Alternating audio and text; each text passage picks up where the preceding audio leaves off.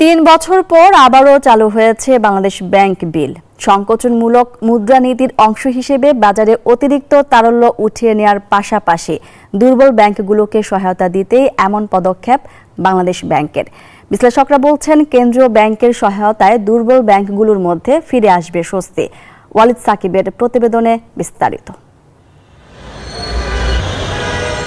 গেল ১.৫ দশকে দুর্নীতি লুটপাটে দুর্বল হয়ে পড়েছে দেশের ডজন খানেক ব্যাংক। তারল্য সহায়তা দেওয়ার পরও এসব ব্যাংক থেকে চাহিদা মতো টাকা তুলতে পারছেন না গ্রাহকরা। অনেকেরই তো ৪০ লাখ ৫০ লাখ টাকা ব্রাঞ্চে আছে, এখন ব্রাঞ্চে আসলে তো ১০,০০০ ৫,০০০ করে দেয়, মাঝে মধ্যে দেয় মাঝে মধ্যে দেয় না। তারা যে ৫,০০০ টাকা দিবে সেটাও তো দেয় না। তো একদিন পর যে ঘুরাইতেছে, আমার আজকে বাচ্চা অসুস্থ, আমার হাসপাতালে গেতাম, বলতে পারতেছি না, আমার আজকে বকেয়া রাখেন। দুর্বল ব্যাংকগুলোর নির্বাহীরা বলছেন, তারল্য সংকট কাটাতে খেলাপি ঋণ আদায় সহ বিভিন্ন উদ্যোগ নেওয়া হচ্ছে, কিন্তু মিলছে না কাঙ্ক্ষিত সুফল। এমন পরিস্থিতিতে আবারও বাংলাদেশ বিল নামে বন্ড ছেড়েছে কেন্দ্রীয় ব্যাংক। নতুন এই সিদ্ধান্তে ব্যাংকগুলো আগ্রহী হলে নিজেই বাজার থেকে অতিরিক্ত তারল্য তুলে নিতে পারবে কেন্দ্রীয় ব্যাংক। আমরা চাচ্ছি যে মার্কেটে তারল্য প্রবাহ আরো কিভাবে টাইটেনিং করা যায়।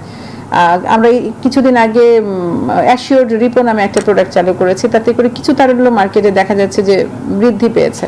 তো এটাকে আসলে এই সংকোচনমূলক মুদ্রানীতির অংশ হিসেবে আমরা বাংলাদেশ ব্যাংক বিল এটা নিলাম করার জন্য পদক্ষেপ গ্রহণ করেছি। ইতিমধ্যে নোটিশ জারি করা হয়েছে। বিশ্লেষকরা বলছেন, নতুন এই কৌশল কার্যকর হলে কিছুটা ঘুরে দাঁড়িয়ে আস্থা ফিরবে দুর্বল ব্যাংকগুলোতে। এসব ব্যাংকে নিজেদের অর্থনৈতিক সক্ষমতা বাড়ানোর উপর জোর দেন তারা।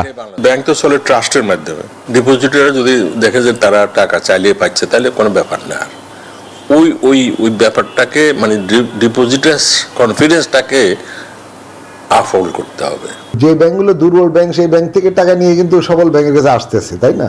তবু সবল ব্যাংকগুলো আবার তাকে লেন দিয়ে দেওয়ার সময় কিন্তু আবার ভয় পাচ্ছে, কারণ এগুলো তো দুর্বল ব্যাংক, তো এগুলো তো খারাপ ব্যাংক, তাই না? এগুলো নিয়ে যদি আটকে পড়ে যায় তো পরে তো আর দিতে পারবে না। এই জন্য বাংলাদেশ ব্যাংকের একটা অল্টারনেটিভ, আমার মনে হয় একটা অল্টারনেটিভ সোর্স বের করেছে, যে সে এই সারপ্লাস লিকুইডিটিগুলো এই সবল ব্যাংকগুলোর কাছ থেকে কিনে নেবে, কিনে ওইটা আবার দুর্বল ব্যাংকগুলোর কাছে বিক্রি করবে। ব্যাংকগুলোকে অর্থনৈতিকভাবে শক্তিশালী ও সুশাসন ফিরিয়ে আনতে স্বচ্ছতা ও জবাবদিহিতার প্রতি মনোযোগী হওয়ার তাগিদ দেন বিশ্লেষকরা।